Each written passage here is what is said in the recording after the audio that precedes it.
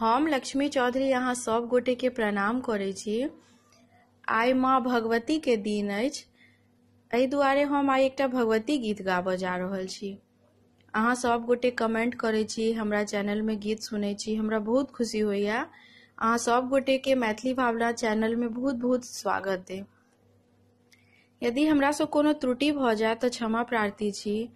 और जहिना अहाँ सब हमरा जे छै से आज्ञा दै छी जे कोनो चीज के गीत गाइब क अपलोड करऽ ला, अहाँ सब तहिना दैत रहब। धन्यवाद। हे भवतारिणी माँ करुणामयी, हे भवतारिणी माँ करुणामयी,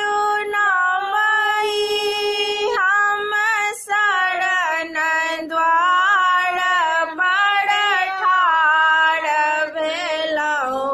हे भवतारिणी माँ करुणामयी, हम शरण द्वार पर ठाढ़ भेलहुँ। माया बिगेलहुँ, माया बिगेलहुँ, माया बिगेलहुँ, माया बिगेलहुँ, माया चढ़ाबी पसारि देलहुँ, माया चढ़ाबी पसारि देलहुँ। हे भवतारिणी माँ करुणामयी, हे भवतारिणी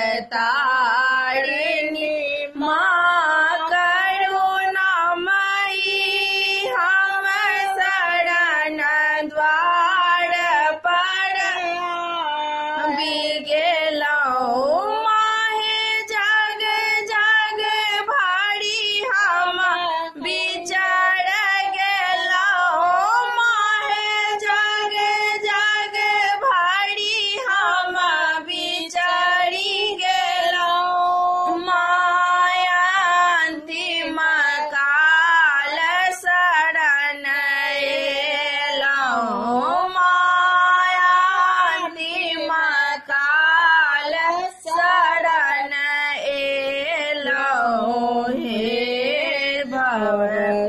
माहे दया भाव बस जननी भेलहुँ, माहे दया भाव बस जननी भेलहुँ। हम शरण द्वार पर ठाढ़ भेलहुँ, हम शरण द्वार पर ठाढ़ भेलहुँ। हे भवतारिणी माँ करुणामयी, हे भवतारिणी माँ करुणामयी, हम शरण द्वार पर ठाढ़ भेलहुँ। माँ विपत्ति काल विपरीत भेलहुँ, माँ विपत्ति काल विपरीत भेलहुँ। माहे पापक कारण दुख पेलहुँ, माहे पाप के कारण दुख पेलहुँ। माहे निज स्वभाव ममता भेलहुँ, माहे निज स्वभाव ममता भेलहुँ। हम शरण द्वार पर ठाढ़ भेलहुँ, हम शरण द्वार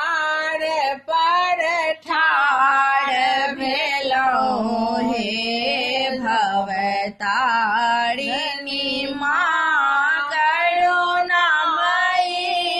हे भवतारिणी